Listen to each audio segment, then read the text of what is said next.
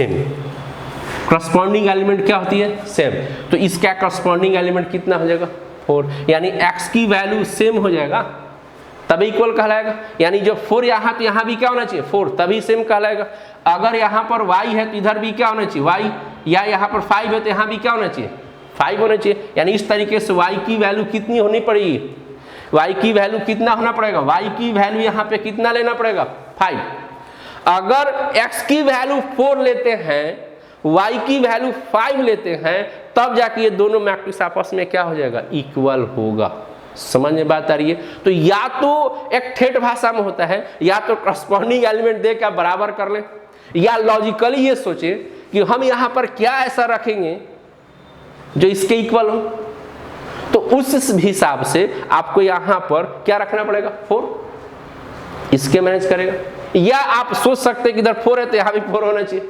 तो as you like, आप जैसे आप सोचे, आप जैसे विचारे, आपके ऊपर डिपेंड करता है।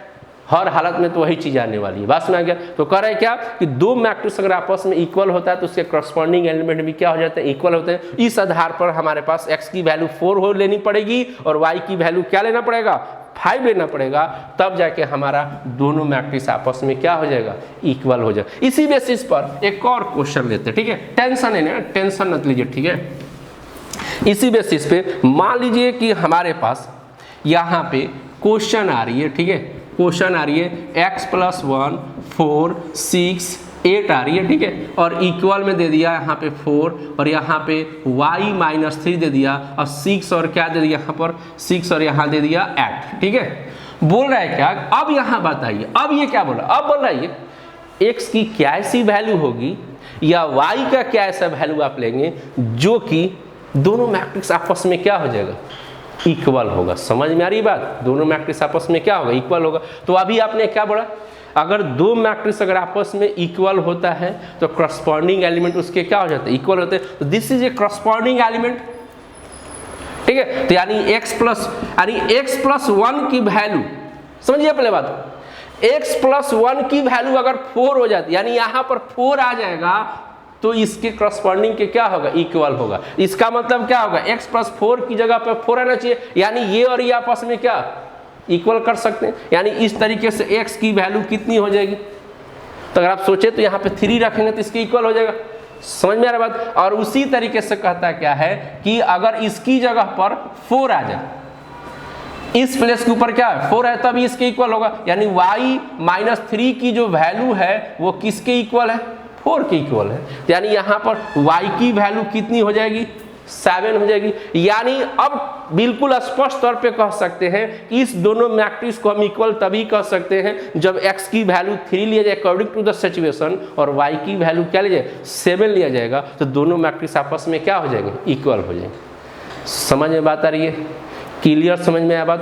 और क्वेश्चन देखा जाए, क्वेश्चन और देखा जाए, ठीक है? देखिए एक और क्वेश्चन हम लोग यहाँ देख लेते हैं, ठीक है? यहाँ पे आते हैं, बोल बिल्कुल आसान है।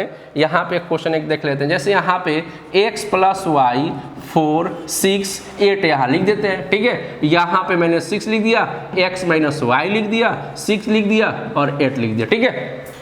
अब करें कि ये भी दोनों मैट्रिक्स आपस में क्या है? इक्वल है। तो अगर दोनों मैट्रिक्स अगर आपस में इक्वल है तो आप बताइए, बोले इक्वल कब होता है?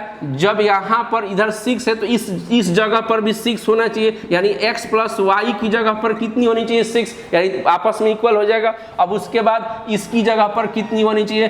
4 होनी चाहिए। x - y की जगह पर कितनी होनी चाहिए?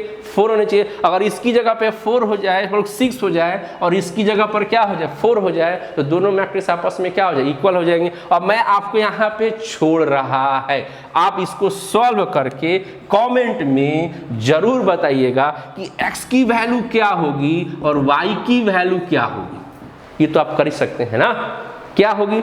अगर आपको ये अच्छा लगा, मैट्रिक्स अच्छा लगा तो लाइक कीजिएगा, और बहुत अच्छा लगा तो अपने दोस्तों को शेयर कीजिएगा और उससे बोलिएगा सब्सक्राइब जरूर करना। फिर मिलेंगे नेक्स्ट वीडियो में। बाय।